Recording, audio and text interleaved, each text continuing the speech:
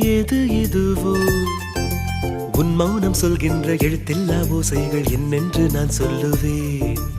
இது அதுவோ இது அதுவோ சொல்லாத சொல்லுக்கு இல்லாத வார்த்தைக்கு ஏதேது அர்த்தங்களே.